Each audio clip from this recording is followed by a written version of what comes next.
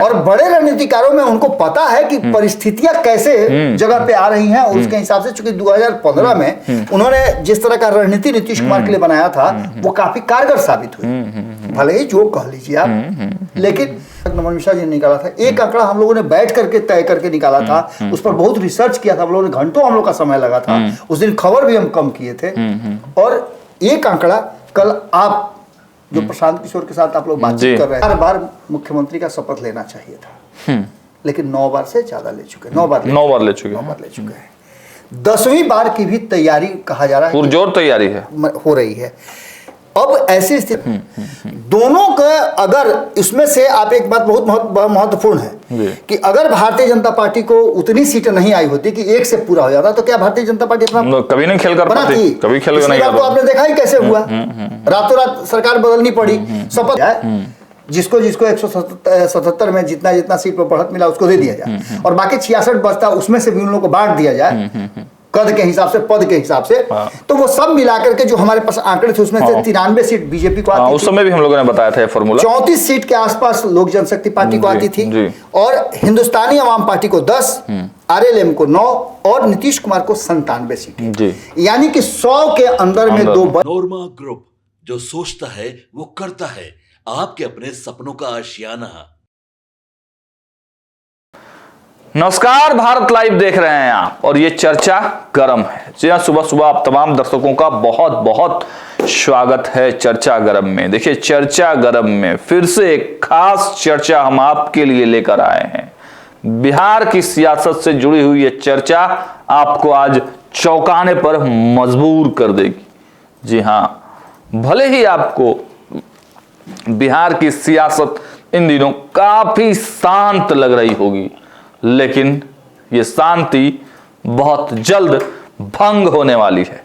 दिल्ली विधानसभा चुनाव के खत्म होते ही बिहार में एक ऐसी हलचल आने वाली है। बिहार के सियासी हलकनों से जो इनपुट हमारे पास निकलकर सामने आ रहे हैं, आज आपको बाबा स्पष्ट रूप से बताने वाले हैं कि बिहार में जो सियासी हलचल आने वाली है उसके पीछे की कहानी क्या है, क्या रहस्य है और कब तक ये हलचल आएगी। सीधे बाबा को बुलाते हैं और आज के चर्चा गरम के टॉपिक की शुरुआत करते हैं। बाबा, बहुत बहुत स्वागत है आपका। बहुत बहुत धन्यवाद सागर। बाबा, नीतीश को भारी पड़ी मोदी की दोस्ती, 10 दिन के अंदर खेल, चिराग मांझी और कुशवाहा डिरेल, मतलब क्या है इसका?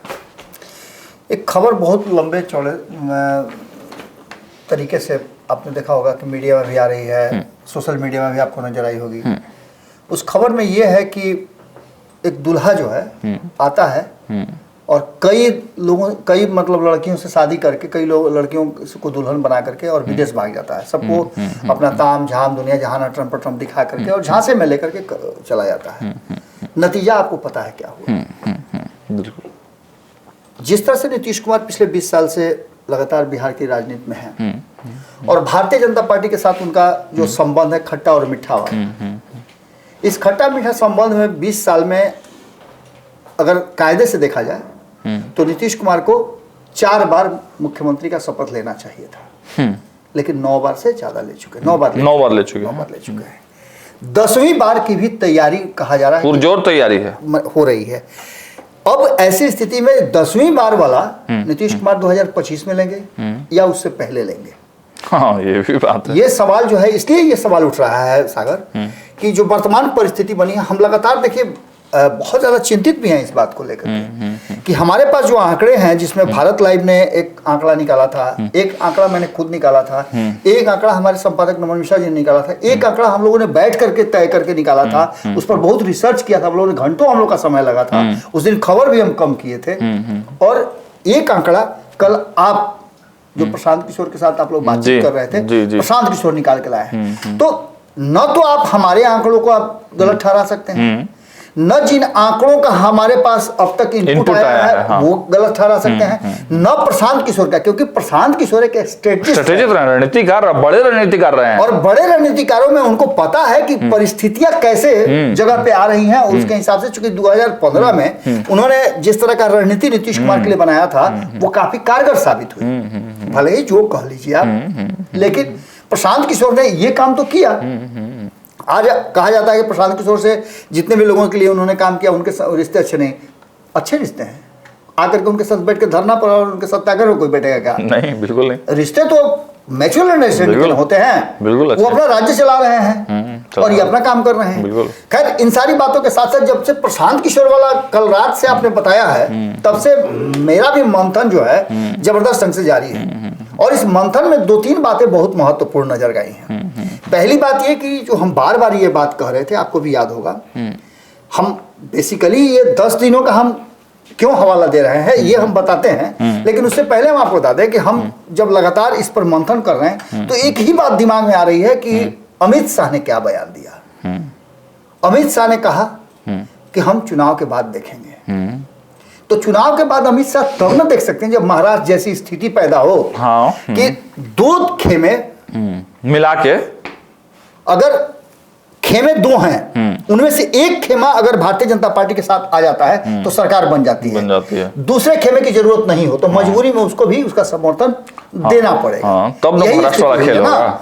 जैसे वहां 248 का जो वहां का विधानसभा का सीट है, उसमें से जो उनको चाहिए था उस हिसाब से जो 125 के आसपास उनको चाहिए था, वो सीटें उनकी पूरी नहीं हो रही थी। तो ऐसी स्थिति में कहीं ना कहीं उन 2 जो घटक दल उनके साथ जुड़े हुए थे महायुति में, एक एनसीपी 2 जो टूट करके आया था अजीत पवार के वाला, और एक एकनाथ शिंदे वाला शिवसेना, दोनों का अगर इसमें से आप एक बात बहुत महत्वपूर्ण है कि अगर भारतीय जनता पार्टी को उतनी सीटें नहीं आई होती कि 1 से पूरा हो जाता तो क्या भारतीय जनता पार्टी अपना कभी नहीं खेल कर पाती, कभी खेल नहीं कर। तो आपने देखा ही कैसे हुआ, रातों रात सरकार बदलनी पड़ी, शपथ लेकर के आपको 12 घंटे 14 घंटे में आपको इस्तीफा देना पड़ा। तो ये सारी परिस्थितियां हुई थी। अब बिहार में इस तरह की बात नीतीश कुमार नहीं हो, इसके लिए सबसे ज्यादा चिंतित हैं। और इस चिंता में नीतीश कुमार ने फॉर्मूला 2020 में ही निकाल लिया था। अच्छा। और वही फॉर्मूला इस बार भी लागू करने के लिए वो जोर दे रहे हैं। अगर एनडीए में उनको रहना है और भारतीय जनता पार्टी को नीतीश कुमार के साथ रहना है तो नीतीश कुमार के फॉर्मूले पर उनको आना पड़ेगा, या उसी फॉर्मूले का कोई दूसरा स्वरूप लेकर आना पड़ेगा। अच्छा। तो फॉर्मूला क्या है? फॉर्मूला क्या है? एक फॉर्मूला हम देखिए, ये अंतिम बार हम बताने जा रहे हैं। अच्छा। अब इसके बाद हम फॉर्मूला नहीं बताएंगे। इसके बाद हम ये 10 दिन बाद क्या होने वाला हम इस पर बात करेंगे। ये फॉर्मूला हम अंतिम बार बता रहे हैं। हमने फॉर्मूला 177 वाला दिया था जो लोकसभा में था, कि लोकसभा में 177 सीटें विधानसभा की सीटों पर एनडीए बढ़त प्राप्त हुआ था, 66 सीटों पर वो बढ़त नहीं प्राप्त कर पाया था। तो 177 और 66 को अगर जोड़ दिया जाए, जिसको 177 में जितना सीट पर बढ़त मिला उसको दे दिया जाए, और बाकी 66 बचता उसमें से भी उन लोगों को बांट दिया जाए कद के हिसाब से, पद के हिसाब से, तो वो सब मिलाकर के जो हमारे पास आंकड़े थे उसमें से 93 सीट बीजेपी को आती थी। उस समय भी हम लोगों ने बताया था ये फॉर्मूला। 34 सीट के आसपास लोक जनशक्ति पार्टी को आती थी, और हिंदुस्तानी अवाम पार्टी को 10, आरएलएम को 9 और नीतीश कुमार को 97 सीटें। यानी कि 100 के अंदर में 2 बड़ी पार्टियां हैं, उनको सीट आ रही थी। और इसमें से कोई भी ऐसा घटक दल नहीं था जो 122 के आंकड़े को पूरा कर रहा हो, 1 या 2 मिल करके। इसमें नीतीश कुमार एक बड़े पार्ट हैं और एक बड़ा पार्ट भारतीय जनता पार्टी है। यानी कि भारतीय जनता पार्टी और नीतीश कुमार यदि नहीं मिलते हैं तो सरकार नहीं बनेगी। सीधी बात। इसका मतलब कि नीतीश वो पेच फंसा दे रहे हैं, जिस पेच के चलते भारतीय जनता पार्टी को 122 का आंकड़ा नहीं पूरा हो। और ये गारंटी कौन देगा कि 100% सीटें जीत करके ही आएंगे? ये भी बात है। अगर लोक जनशक्ति पार्टी और भारतीय जनता पार्टी अपनी 100% सीटें जीत जाती है तभी सरकार बनेगी। और उसमें भी नीतीश कुमार का बाबा चाल देखिए, मांझी को अपने पाले में लाने का प्रयास। बिल्कुल, मांझी हैं, उपेंद्र कुशवाहा हैं, ये दोनों तो उनको पता है कि जहां इधर हुए ना तो उनके लोगों को तो निकल जाएंगे भारतीय जनता पार्टी। क्या हुआ मुकेश सहनी का? जीतन राम मांझी अगर नीतीश कुमार के साथ नहीं होते मजबूती के साथ तो उनका भी हाल मांझी वाला हो जाता। उसमें भी उनके परिवार के 3-3 गो विधायक हैं। आइए ना, तोड़िए कैसे तोड़िए परिवार कैसे। ये सारी बातें चल रही हैं। तो दूसरा जो फॉर्मूला था 121-122 वाला, इसमें भी आपको याद होगा कि संपादक नमन मिश्रा जी ने कहा था कि 15 सीटें लोजपा को, और इस आंकड़े के हिसाब से अगर देखा जाए तो इसमें भी नीतीश कुमार तैयार नहीं होंगे। तैयार क्यों नहीं। दे भाई सीट? हाँ, अपना खाता में से क्यों दे सीट? चिराग को क्यों दें? चिराग चिराग को आप दीजिए।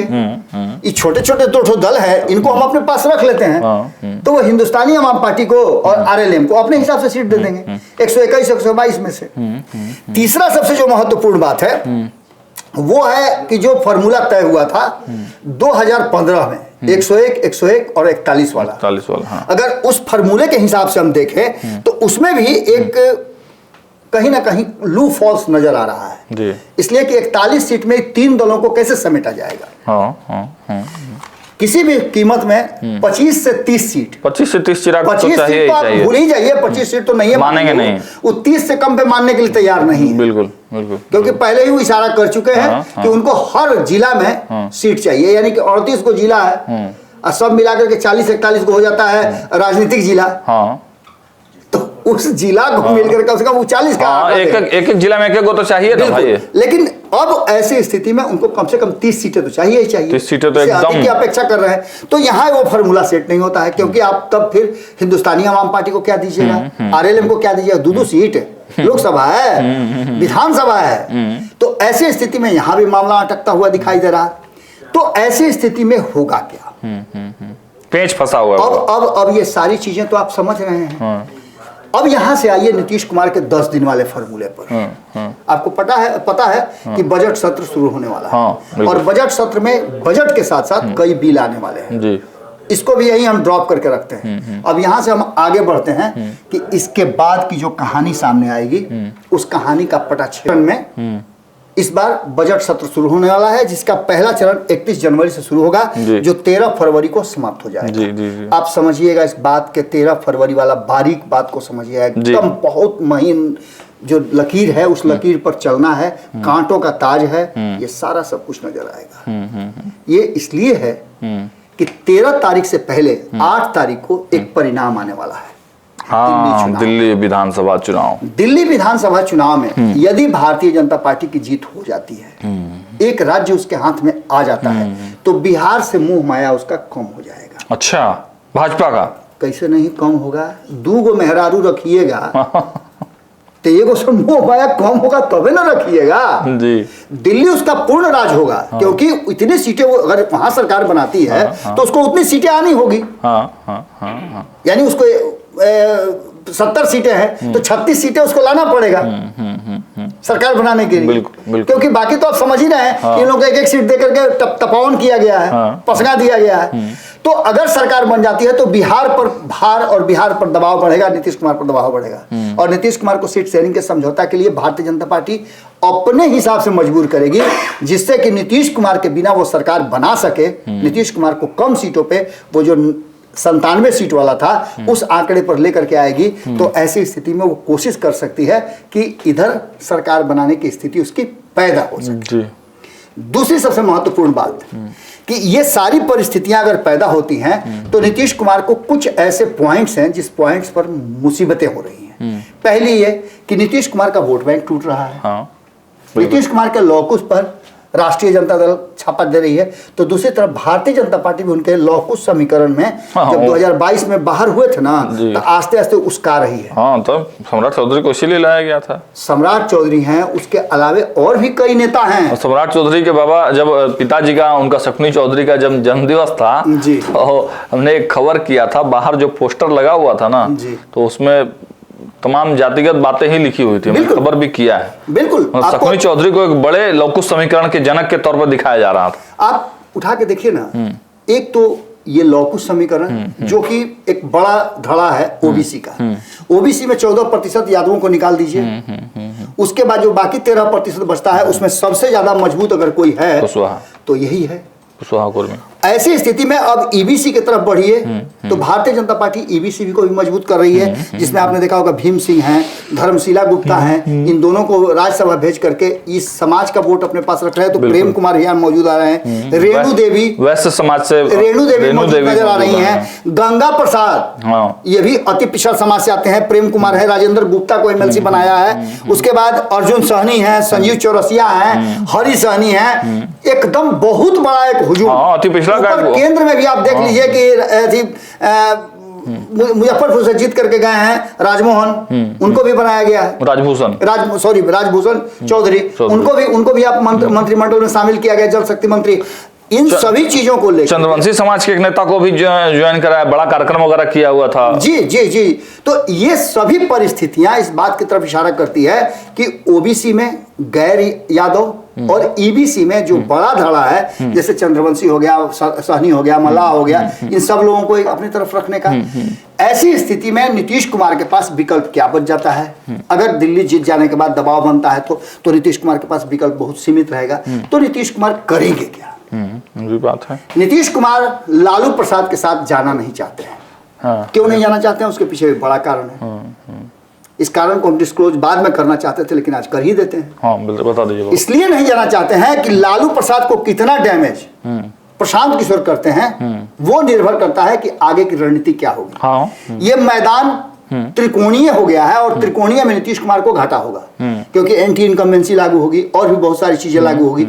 अगर वो किसी भी खेमे में रहते हैं तो अगर लालू प्रसाद के साथ जाएंगे तो उनके वोट बैंक में सेंधमारी होगी, वोट बैंक का स्तर गिरेगा, और जो वर्तमान परिस्थिति बनी है उस परिस्थिति में उत्तराधिकारी वाला एक माहौल जबरदस्त चल रहा है। तो फुल सपोर्ट जो है उनको MOI समीकरण का नहीं मिलेगा। तो विकल्प क्या है? 10 दिन के बाद जब सदन में बिल पास होगा, वक्फ बोर्ड बिल, तब खेल शुरू होगा। ओरिजिनल खेल वहीं से शुरू होगा, क्योंकि नीतीश कुमार को मुस्लिम समाज को अपने से दूर नहीं करना है। नीतीश कुमार के वोट बैंक का एक छोटा सा हिस्सा ही सही, लेकिन वो है जो 15% और पूरी तरह इंटैक्ट है, वो उतना ही वोट है, इंटैक्ट वो वोट उनसे छटकता नहीं। तो ऐसी स्थिति में नीतीश कुमार के पास विकल्प क्या होंगे? तो नीतीश कुमार के पास एक विकल्प नजर आ रहा है। वो विकल्प है नीतीश कुमार अपने लिए एक नया गठबंधन क्रिएट करें। अच्छा। जिससे तीसरे मोर्चे की बात हम बार बार कर रहे थे, जिसमें गैर भाजपा और गैर राजद, उस गठबंधन में मैं प्रशांत किशोर की बात नहीं कर रहा हूं। प्रशांत किशोर की एक अलग अपनी आइडेंटिटी है, वो अपनी आइडेंटिटी के साथ चुनाव लड़े। इस बार उनको प्रमाण भी देना है और प्रमाणित भी करना है खुद को। तो इसलिए वो बहुत ज्यादा सीटें लेकर के आए, ऐसा संभव नहीं लगता है। और प्रशांत किशोर ये बात कहते भी हैं। कई बार कल भी इस बात पे लंबी चर्चा हुई पत्रकारों के साथ। हम पत्रकारों के साथ वो बैठे हुए, तब अनौपचारिक मीटिंग थी, तो उसमें उन्होंने कहा कि देखिए या तो अर्श पे नहीं तो फर्श पे। तो ऐसी स्थिति में आप समझ सकते हैं कि नीतीश कुमार बड़े खिलाड़ी हैं, दूर देख लेते हैं वो कि क्या होने वाला है। नीतीश कुमार निश्चित रूप से ये देख रहे हैं कि इस बार की लड़ाई जो है नीतीश कुमार को साइड करके, ऐसे उठा करके साइड में रख करके, अगर आपके दूध में मक्खी गिर गई है तो ऐसे उठा करके यहाँ साइड में रखिएगा और सुटुक के पी जाइएगा कि कोई देख तो नहीं रहा है। यही स्थिति क्रिएट कर करके कहीं ना कहीं राष्ट्रीय जनता दल और भारतीय जनता पार्टी आमने सामने की लड़ाई लड़ेगी और भारतीय जनता पार्टी अधिक से अधिक सीट जीतने का कोशिश करेगी। बिल्कुल। ऐसी स्थिति में नीतीश कुमार को उनको रोकना होगा, नहीं तो भारतीय जनता पार्टी इनके मुख्यमंत्री की कुर्सी की तरफ बहुत तेजी से आगे बढ़ जाएगी। और बाबा यह भी तो खेल हो सकता है, चुनाव सीट देने के बाद दोनों के कैंडिडेट मतलब दोनों के कार्यकर्ता जहां पे अभी दिख रहा है कि एक साथ जुटे हुए हैं, तो हराने के चक्कर में ना लग जाए। बिल्कुल ये होगा। आप क्या समझ रहे हैं? आपको लग नहीं रहा है कि जब 5 दल उसमें शामिल है तो पांचों दल के कैंडिडेट एक सीट पर है? हम लोग जो विश्लेषण कर रहे हैं विधानसभा में, उसकी थोड़ा सा लेआउट मैं दे दूं कि हम उन सीटों की चर्चा कर रहे हैं जिन सीटों पर सीधे चिराग पासवान ने आपको हराया है, नीतीश कुमार को डायरेक्ट और वहां राष्ट्रीय जनता दल या अन्य किसी दल को जिताया है। तो ऐसी स्थिति में वो सीटें तो आपको नजर आएंगी ना। बिल्कुल उस सीट पर तो वही अपना दावा रखेंगे, आप भी दावा रखिएगा। बाकी जिन दलों ने जो नए दल आए हैं, पहली बार में 5 दल एक साथ आए हैं जी, तो ऐसी स्थिति में क्लैश तो टकराएगा ही।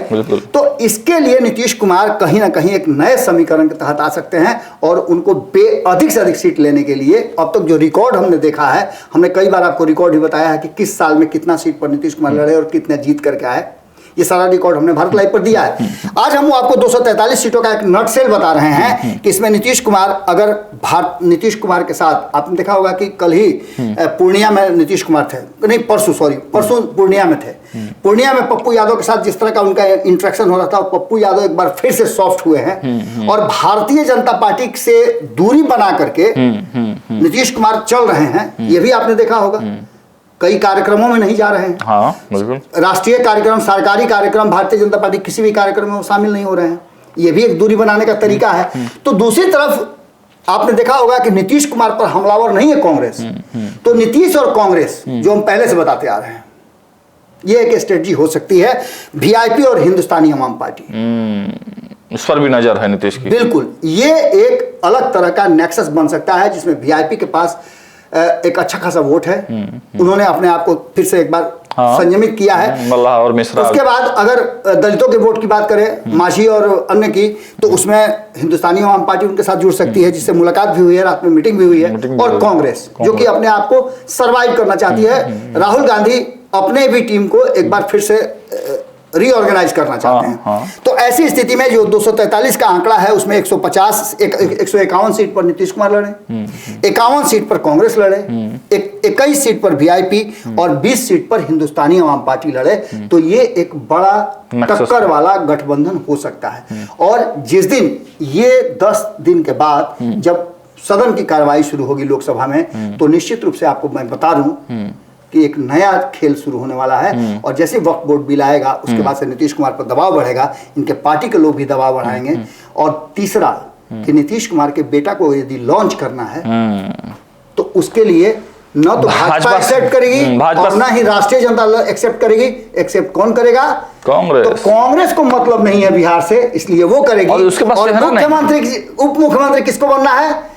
कांग्रेस उप मुख्यमंत्री का डिमांड कर रही है और दूसरी तरफ उप मुख्यमंत्री का डिमांड कर रहे हैं वीआईपी वाले। सबको बराबर अपने मन मुताबिक सीट भी मिल जाएगा और ये गठबंधन भी बन जाएगा। ये एक नया नेक्सस है जो हो सकता है कि आपको देखने को 10 दिन के बाद इसकी सुगबुगाहट शुरू हो सकती है। चलिए, तो इसकी सुगबुगाहट शुरू होगी 10 दिन के बाद। बहुत बड़ा धमाका होने वाला है बिहार की राजनीति में। जो फॉर्मूला बाबा ने बताया है, बिहार के एक इकलौते ऐसे पत्रकार हैं बाबा और इकलौता चैनल है भारत लाइव जिसने सबसे पहले एक्सक्लूसिवली आपको बता दिया है कि 10 दिन के बाद से बिहार की राजनीति किस ओर करवट लेने वाली है। और जो नया गठबंधन बनाने की बात कही जा रही है उसमें सीटों का फॉर्मूला क्या होगा, उस दिशा में भी सुगबुगाहट आने वाले 10 दिनों के बाद से देखना शुरू हो जाएगा।